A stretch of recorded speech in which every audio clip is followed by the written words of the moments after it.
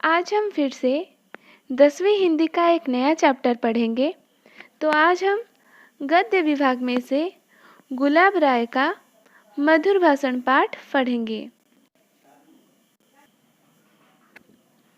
तो पिले मधुर भाषण तमे माने मधुर भाषण नामर ही जानी पारुथबो जे ए चैप्टर रे कहा विषय रे वर्णना करा जायछि। मधुर भाषण का लेखक है गुलाब राय। मधुर भाषण रे लेखक होउछंती गुलाब राय। तो मधुर भाषण जानने से पढ़ने से पहले मधुर भाषण क्या है, मधुर भाषण किसे कहते हैं, पहले जान लेते हैं। मधुर भाषण पढ़िबा पूर्वरु मधुर भाषण काहाकू कुहा जाए, मधुर भाषण रा अर्थ कौन ता विषय किछिटा जानि नबा। मधुर भाषण का मतलब मीठी बोली या मीठी बातें। मधुर भाषण माने मीठा कथा। संसार में सबसे अधिक मीठी वस्तु मीठी बोली है। संसार रे सबुठारु मीठा वस्तु हेउची मीठा कथा। हिरण मधुर स्वर सुनकर भागना भूल जाते हैं। हरिण माने मधुर स्वर सुनिकी दौड़िबा मध्य भूली जाती। बीन सुनने के लिए सांप बिल से निकलकर बाहर आते हैं। माने जो बीण ध्वनि नुह ताकू सुनिबा पई साप माने बिलरू बाहर को पड़े आसंती। एक विद्वान का कथन है कि प्रिय भाषा में वशीकरण की शक्ति है।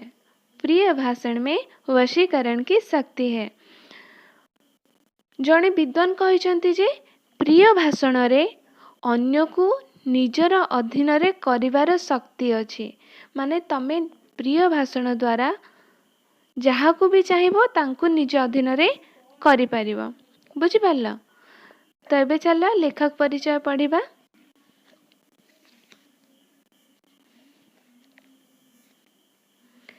लेखक परिचय।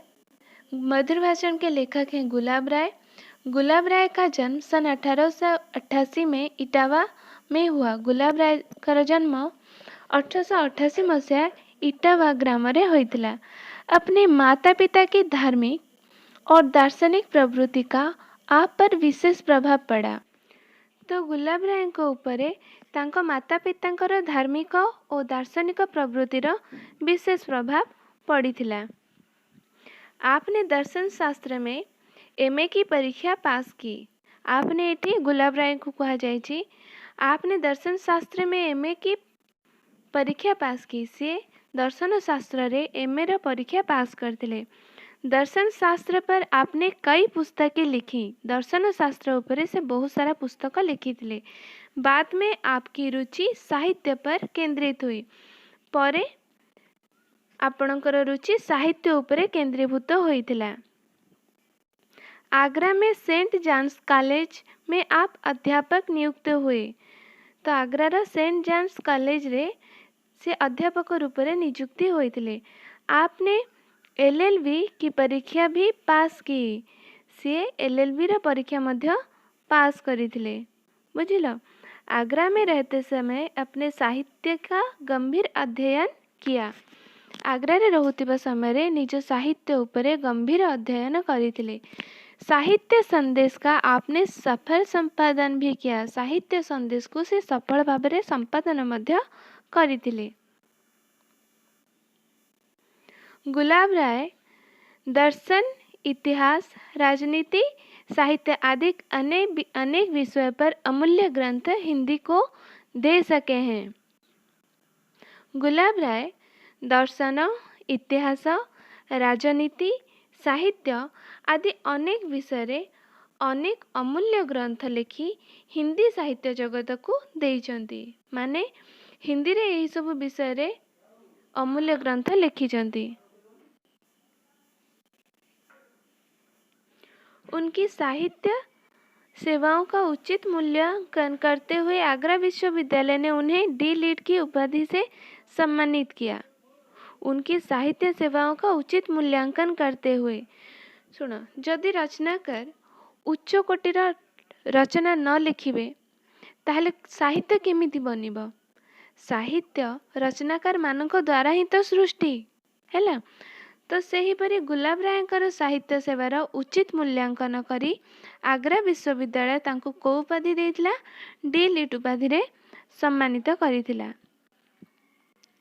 मन की बातें, कर्तव्य शास्त्र, पाश्चात्य दर्शन का इतिहास, बौद्ध धर्म आदि उनकी दार्शनिक रचनाएं हैं। एटा सब तांकर दार्शनिक रचना।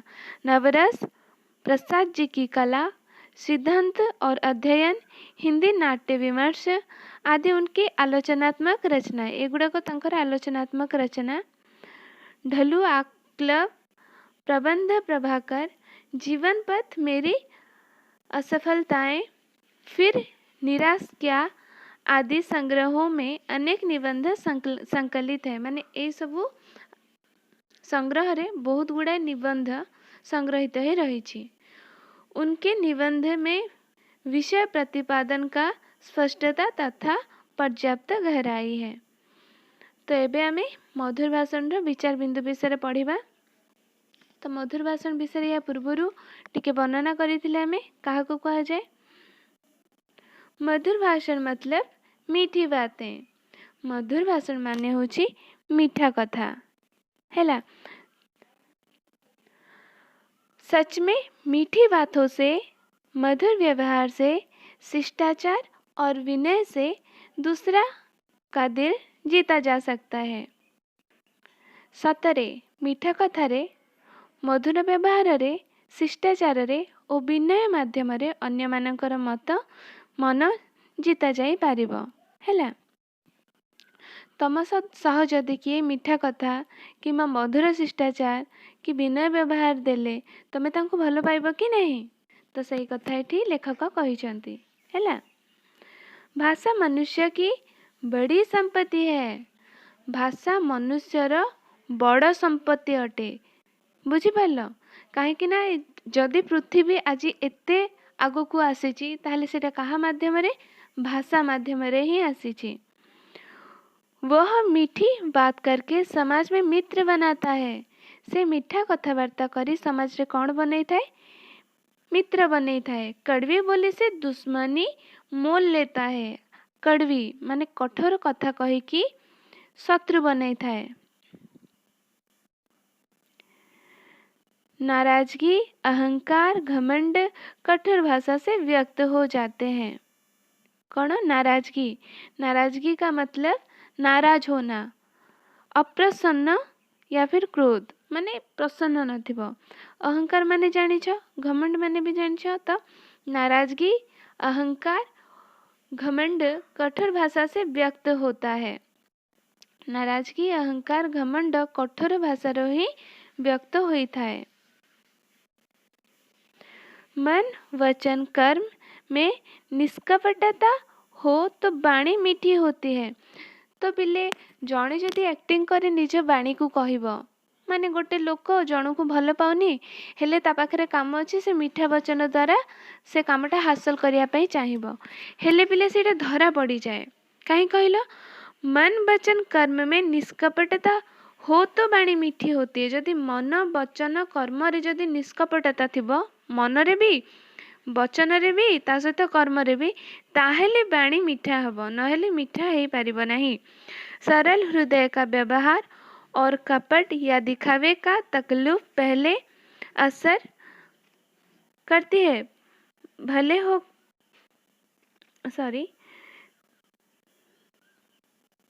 सरल हृदय का व्यवहार और कपट या दिखावे की तकल्लुफ पहले असर भले ही करे पर देर सवेर पहचाने जाते हैं। तो सरल हृदय रे व्यवहार ओ कपट किंबा देखे हेबा गुण हैला दिखावा प्रथमे प्रभाव पकाए सत किंतु परे सबु जना पड़ी जाए। हम भद्र बने, सभ्य बने, सरल बने। आमे भद्र बनिबा, सभ्य बनिबा एवं सरल बनिबा यह मानवता के लक्षण है। एटा मानवतार लक्षण। दुनिया में सफलता और कामयाबी की कुंजी तो मीठी बात ही है। तो कामयाबी माने पिले सफलता हैला माने लक्ष्य प्राप्ति आ कुंजी माने होची वह उपकरण जिसे ताला खोलता है। माने से उपकरण जा द्वारा कि ताला खोले। केवल नुहे जे ताला से जो कबाड़ ताला ताला माने कहार हृदय ताला खोलिबा मध्य। तो यह मानवता के लक्षण है। दुनिया में सफलता और कामयाबी की कुंजी तो मीठी बात ही है। दुनिया रो सफलता और कामयाबी रो चाबिकाठी तो कौन अटे? मीठा कथा ही अटे। मधुर भाषण। भाषण पर मनुष्य का विशेष अधिकार है। भाषा उपरे मनुष्यर विशेष अधिकार अछि। भाषा के कारण ही मनुष्य इतनी उन्नति कर सका है।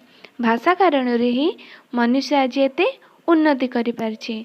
जानवर हजारों वर्ष से जहाँ के तहाँ बने हुए हैं।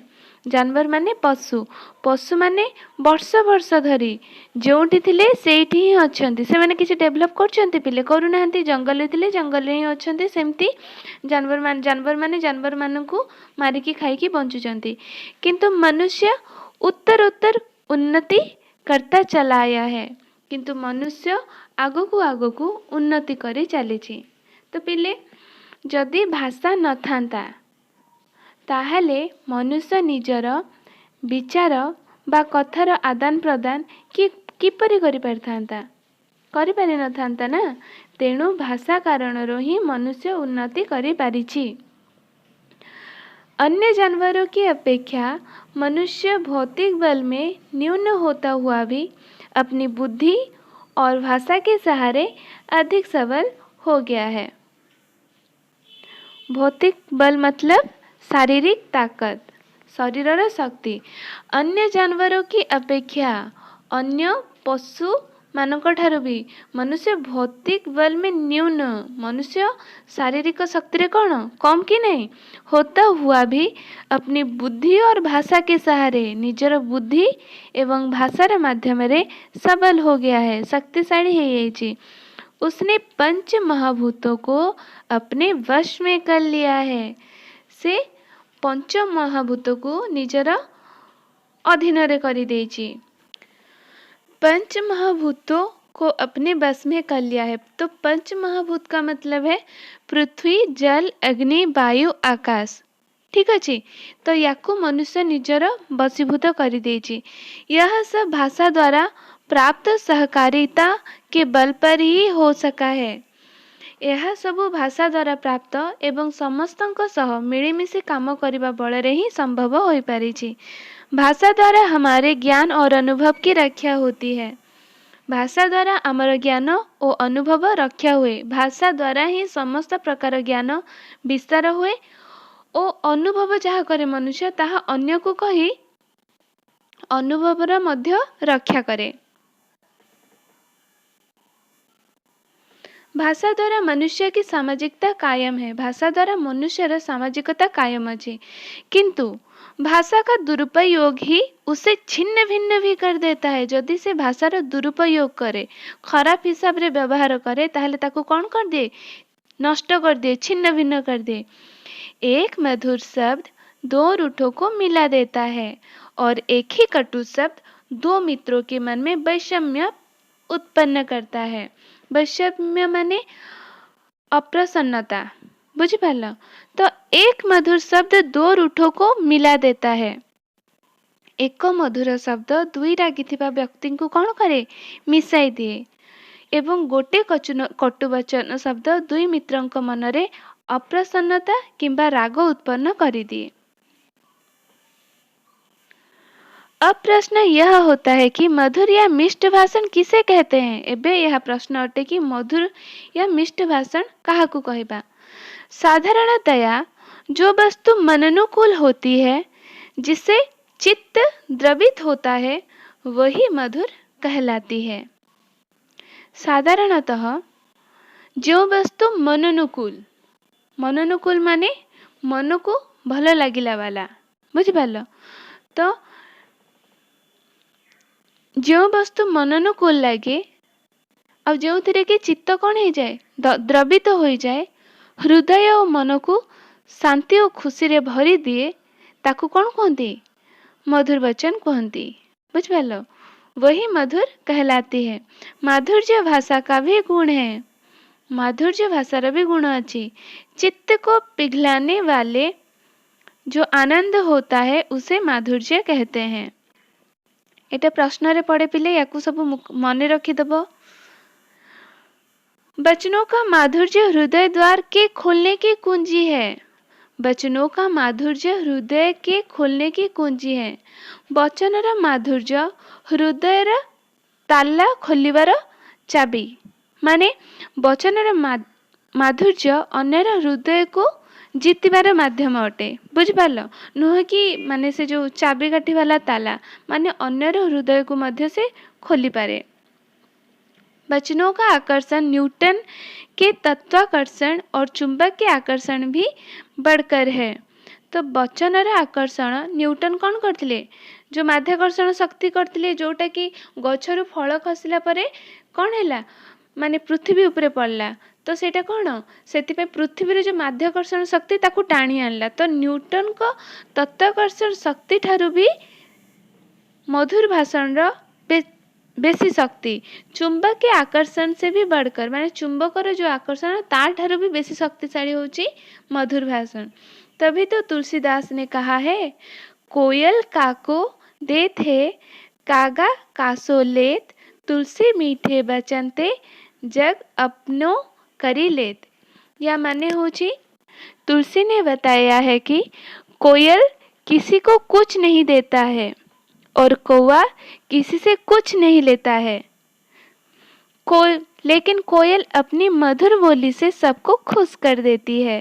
कौवे की कर्कश वाणी से सब नाखुश हो जाते हैं। बुझ पालो? तो तुलसी ने बताया है कि कोयल किसी को कुछ नहीं देता और कौवा किसी को भी कुछ नहीं देता। ना कोयली काहा को किछि दे, ना काऊ भी किछि काहा को दे, लेकिन कोयल अपनी मधुर बोली से सबको खुश कर देती है। किंतु कोयली जितेबाला कू कू करे निजर मीठा बोली रे समस्त को मन को कौन करे? खुशी कर दे। कौवे की कर्कश वाणी से सब नाखुश होते हैं, किंतु काऊर कर्कश वाणी रे समस्ते नाखुश होती माने खुशी होती नहीं। तो पिले आज पार्ट 1 एतिकी, पार्ट 2 मु आगु को पढ़ेबी।